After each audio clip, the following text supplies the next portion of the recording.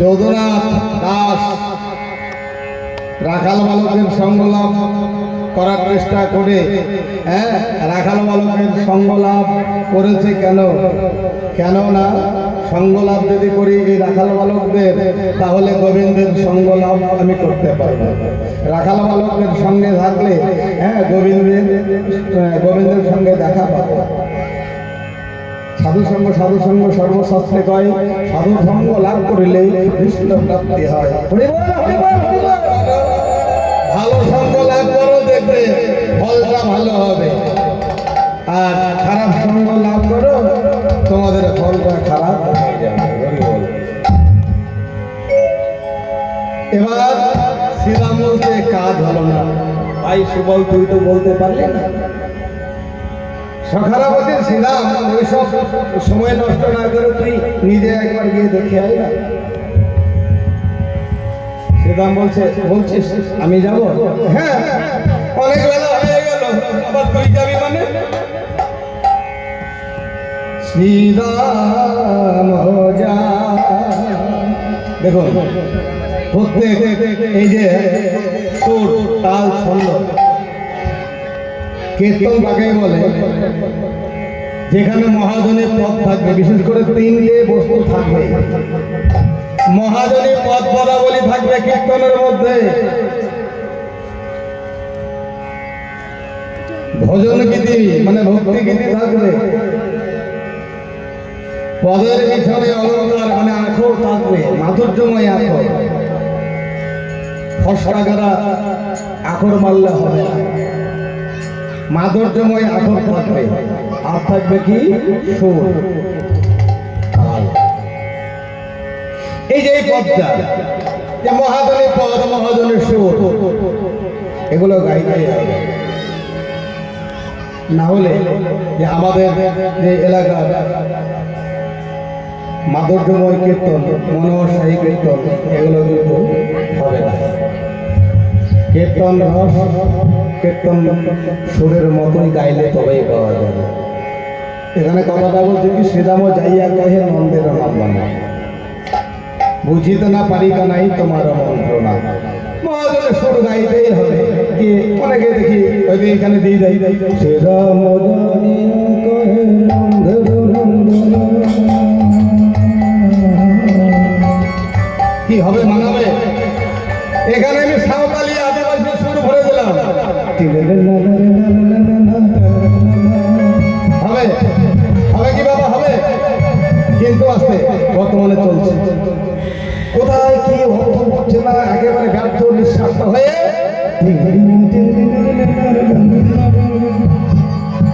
শ্রোতারা ভাবছে ওরে বাবা, শ্রোতারাও কেউ কেউ দেখছে উঠে বহুত আচ্ছা হলো, বহুত সুন্দর শুনছে, বহুত সুন্দর, ভালো গাইলো। কি ও বেটা বুঝলো না কিছু? হ্যাঁ, ওকে দিয়েছে ভাত খেতে, আর ওই বেটা ভাবছে আমি রুটি খাচ্ছি। বাবার জন্য তো ভাত খাই নাই, বাবার জন্য রুটিও খাই নাই। আসল স্বাদটা বুঝতে জানতেই তো পারে না, আসল স্বাদটাই তো জানে না, যে ভাতের স্বাদ জানে না। ভাত খাচ্ছে আর ভাত রুটি খাচ্ছে। তো দেখুন, মহাজনের সুর গাইতে হবে। কিছু কিছু কীর্তনীয় এখন হয়েছে, একেবারে উল্টো পাল্টা সুর ভরে দিয়ে কীর্তন গানটাকে নষ্ট করে দিচ্ছে। প্রসাদের সাথে কথা বলবো না, তো এমন এমন সুর দিয়ে আপনাদের গানটাকে ওই বাজে গান করে দিয়েছে। আপনাদের গানটাকে মানে শ্রোতাদের গানটাকে শেষ করে দিয়েছে, নকল খেতে খেতে আর আসলটা ভুলে গিয়েছে। নকল খেয়ে খেয়ে ওই কেউ ভাই আর আসলটা ধরছে না। সাবধান, আপনারা একটু সতর্কতা আনবেন নিজেদের মধ্যে। ভক্ত শ্রোতা যদি সাবধান হয়ে যায়, সতর্ক হয়ে যায়, কি বাবা ঠিক বলছি তো? তাহলে কোনো গায়ক গায়িকা কিন্তু ওই রং ছং মারতে পারবে না। জায়গায় মারবে, যেখানে যাওয়া সেখানে দেবে। অনেক গায়ক গায়িকার শুনি এখন বর্তমানে, কিন্তু কিছু করার নাই। তো চলুন ওই পথটাই যাই। শ্রীরাম ইয়া কহে নন্দে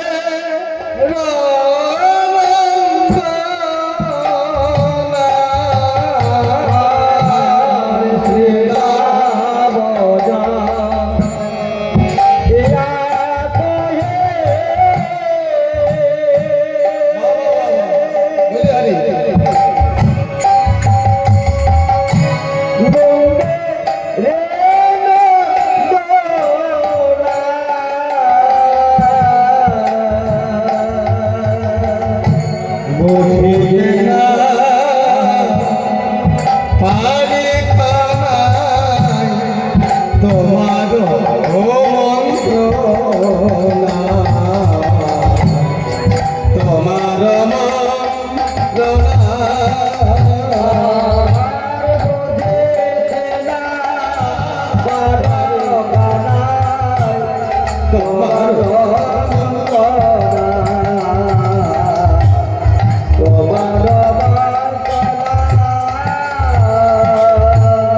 তুমি রইলা কোলে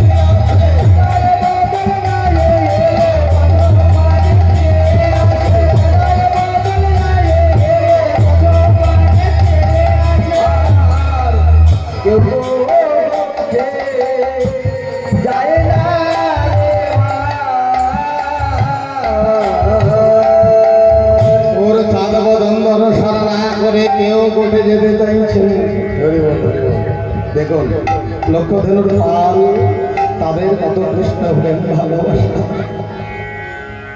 যারা কথা বলতে পারে না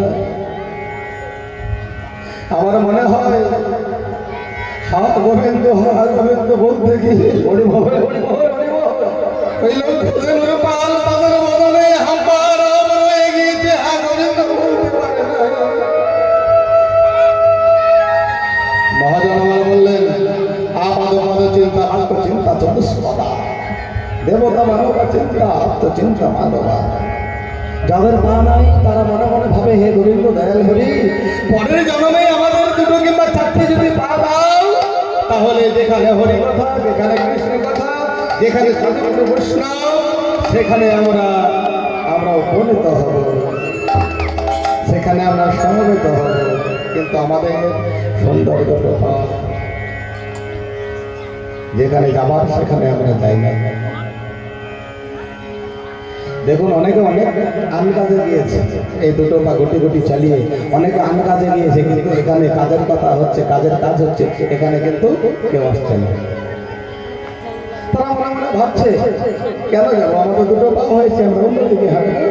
কিন্তু যাদের পা নাই তারা আমার ভগবানকে এই জন্য বলে নাইবা হলো পরের জন্মে পা দিও, তাহলে আমরা যেখানে যাওয়ার সেখানে যাব। বাক্য চিন্তা যাদের বলনে বাক্য নাই, যাদের মুখে কথা নাই মা, তারা আমার ভগবানকে অনুনয় বিনয় করে করজোরে বলে, হে দয়াময় দয়াল হরে, এই জন্মে নাইবা হলো তুমি আমাদের বদনে ভাগ দিলে না, পরের জন্মে যদি বদন ভার ভাগ দাও তোমাকে ডাকবো, তোমার গুণগান গাইবো। আমাদের বদন ভরা ভাগ আছে, কথা আছে, কিন্তু আমরা হরি বলে একবার ডাকি।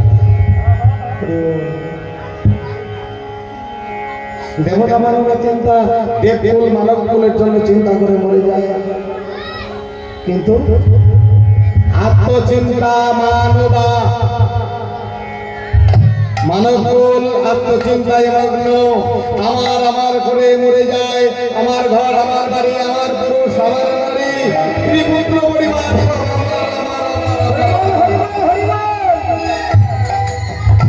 কিন্তু একবার করে হেরে দেখিছ তোমার কি, আমি একটু আগে বললাম না, গানটা দিলাম না, কিছুই থাকবে না, তোমার দেহটা ঘুরে চলে যাবে, বাতাসের মধ্যে কয়লার ধোঁয়ার মধ্যে মিশে যাবে।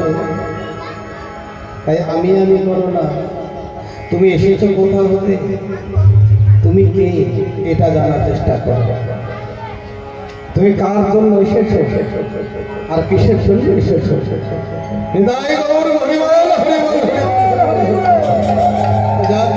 সময় নিমিত্ত এবারে চলুন। এবার আমার গোবিন্দ বলছে, এই জানিস আমি মায়ের কোলে বাধা পড়ে আছি, কি করিব ওরে শ্রীরাম করব আমি কি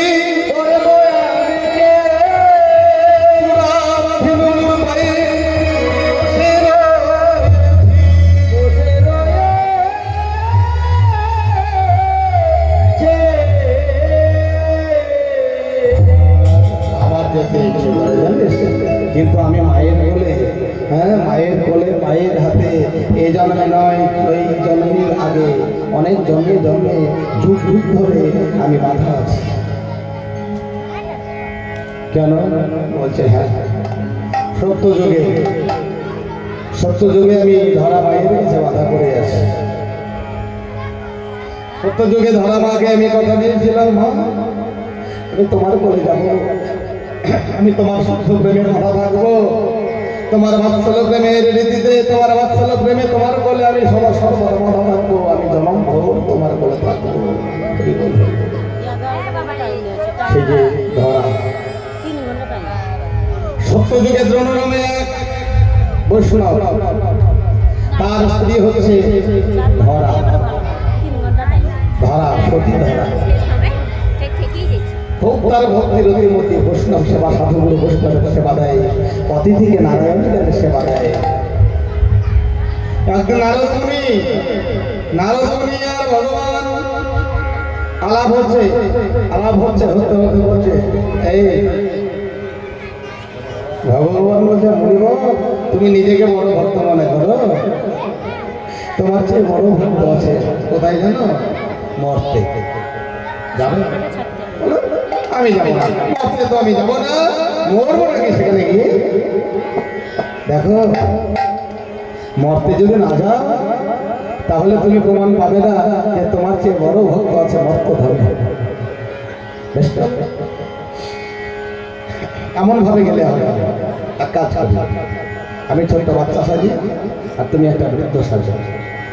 ভগবান নিজে ছোট্ট একটা ওই বছর 5-এর একটা বাচ্চা সাজলো, আর 7 থেকে 7 বছরের একটা বৃদ্ধ সাজলো নারদ মুনি। এবার এলো নারায়ণ নারায়ণ বলতে বলতে ভগবান আর সেই ভক্ত অর্থাৎ বৃদ্ধ আর বালক এলো মর্তে। মরতে এসে অনেক পরীক্ষা করলো। হ্যাঁ, প্রথমে একটা ধনীর বাড়িতে গেল, ধনীর বাড়িতে একটা গ্লাস জল পেল না। হ্যাঁ, তো ওই ধনীকে ভগবান আশীর্বাদ করলো, অভিশাপ না দিয়ে আশীর্বাদ করলো, বলছে ওর দ্বিগুণ ধন হয়ে যাক, যে ধনটা আছে আরো দ্বিগুণ হয়ে যাক। নারদ মুনি বলছে কি বোঝাই, আরে তুমি চুপ করো না, এর যে ধনটা আছে না আরো হোক, ডবল হোক। কেন বলেছি জানো না?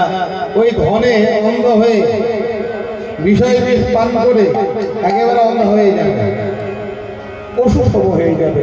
ভবনদের পারঘাটায় যেদিন যাবে সেই দিন আমি একে বুঝিয়ে দেবো যে ওই টাকা পয়সা ধন দৌলতকে পার করে না কৃষ্ণ নাম পার করে। হরি বল, হরি বল, হরি বল। এরপরে নারদ মুনি গেল একটা বুড়ি বারবার তালপাতার কুড়ির ছাওয়ানো ছোট্ট একটা কুড়ি, তার উঠানে এক পাশে একটা ছোট্ট কালো গাভী। যখন বৈষ্ণব সেজে ওই বাচ্চা আর বৃদ্ধ গেল, বুড়িমা যতন করে সেবা দিল, কালো গাভীর দুগ্ধ দহন করে ক্ষীর স্বর্ণবনী তৈরি করে বেরিয়ে যাচ্ছে রাস্তায় বলছে নারদ মুনি, প্রভু একে কি আশীর্বাদ দেবে? ভগবান বলল, মুনি, এই মণিবর, একে আশীর্বাদ দিলাম, হ্যাঁ আগামীকাল প্রভাত কালেই যেন উঠে দেখে ওর কালো গাভীটা মারা গিয়েছে। যেখানে আশীর্বাদ দেওয়ার সেখানে আশীর্বাদ না দিয়ে অভিশাপ দিচ্ছ, আর যেখানে অভিশাপ দেওয়ার কথা ছিল সেখানে তুমি আশীর্বাদ দিলে। আরে বুঝবে না নারদ, এই বুড়িমার সব গিয়েছে, মায়ার বস্তু আর কিছুই নাই, শুধু ওই কালো গাভীটার মায়া ওই বুড়ি মা এখনো ত্যাগ করতে পারছে না। তাই কালো গাভীটা মারা গেলে ওই রকম পুষ্পরথ এসে দাঁড়িয়ে আছে, পুষ্পরথে করে নিয়ে বুড়ি মাকে স্বর্গে নিয়ে চলে যাবে। এই বলে ঘুরতে ঘুরতে গেল একটা গৃহে।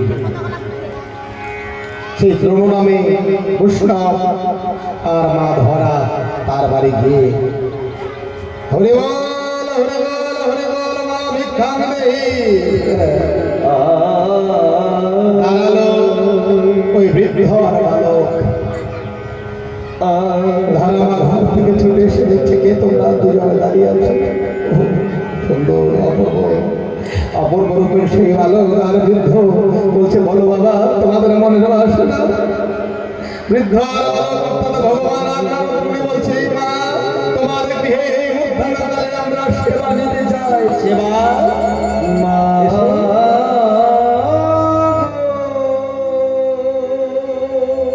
ওই গরিবা বলছে, ধর্মা বলছে, হ্যাঁ তোমাদেরকে সেবা দেবো আমি। অতিথি নারায়ণ, অতিথিকে যদি নারায়ণের সেবা দেই তাহলে এর চেয়ে পূর্ণ আর কিছুই নয়। এসো বাবা তোমরা দুজনে এসো। সত্যি কথা, অতিথি হচ্ছে নারায়ণ। মহাজন বললেন কি, অতিথির যশ ভগ্নাস্ত্র গ্রহপদে নিবর্ততে তস্মৈ দুষ্কৃতাং দত্তা পূর্ণ ভাষায় গচ্ছতি। অর্থটা কি জানেন? এই যে শ্লোকটা বললাম অর্থটা আমি বলে দিই। যদি কোনো গৃহিণীর দ্বারে সাধু গুরু বৈষ্ণব সজ্জন এসে ভিক্ষা না পেয়ে কিছু দান না পেয়ে চলে যায়, তাহলে ওই গৃহের মঙ্গল আর স্বামীর অর্জিত পূর্ণ ধন নিয়ে চলে যায়। সাধু বৈষ্ণব কোন সজ্জন অতিথি যদি ভিক্ষা না পেয়ে চলে যায়, কিছু যদি ধোলাই না পায়, তাহলে ওই গৃহে অভিশাপ লেগে যায়। মনে শুনুন কথাটা, লেগে যায়। অতিথি কিন্তু অভিশাপ দেয় না, সাধুগুরু বৈষ্ণব অভিশাপ দেয় না, অভিশাপ লেগে যায়, হয়ে যায় অভিশাপ ওই ঘরের মধ্যে। কেন না, ভিক্ষা না পেয়ে যদি চলে যায়, সাধুগুরু বৈষ্ণব অতিথি যদি কিছু দাঁড়ে না পেয়ে চলে যায়, মনে দুঃখ লাগে। মনে দুঃখ যেটা লেগে যায় ওই দুঃখটা হয়ে যায় অভিশাপ। অভিশাপ দিতে হয় না, অভিশাপ লেগে যায়। নিতাই গৌর হরি বল, হরি বল, হরি বল, হরি বল।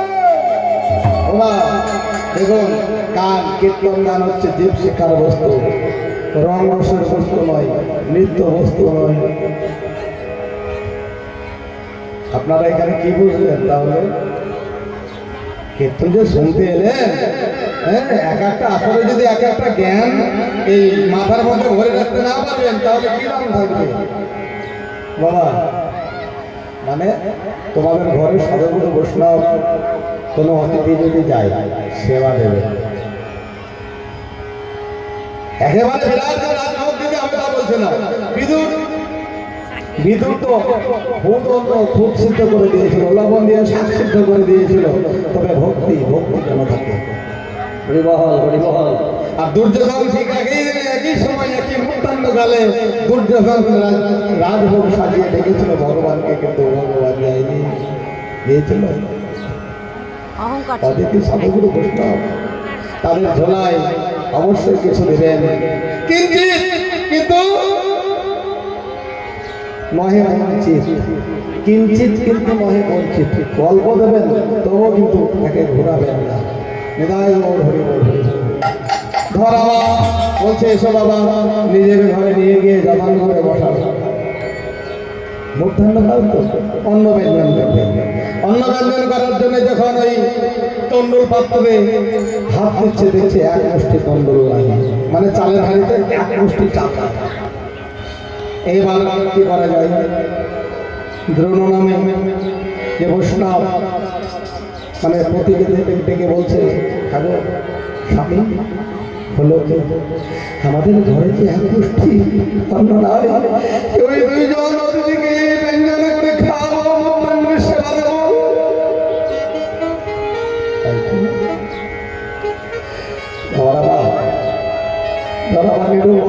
স্বামীকে জিজ্ঞাসা করছে, স্বামী বলছে, আমি তো একটু আগে ভিক্ষা করে নিয়ে এলাম, ভান্ডার তো কিছু চাল আমি ঢেলে রেখেছি, কিন্তু কোথায়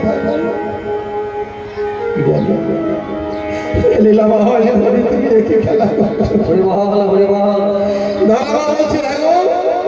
আমি যাবো ভিক্ষা করতে। যাবো। এইবার ধর্মা গেল নগরে নগরে ভিক্ষা করতে। দেখুন, অতিথি সেবার জন্য ভিক্ষাও করতে চাইছি। ধর্মা গেল নগরে ভিক্ষা করতে, বলছে, ও নগরবাসী, তোমরা ভিক্ষা নগরবাসী, ভিক্ষা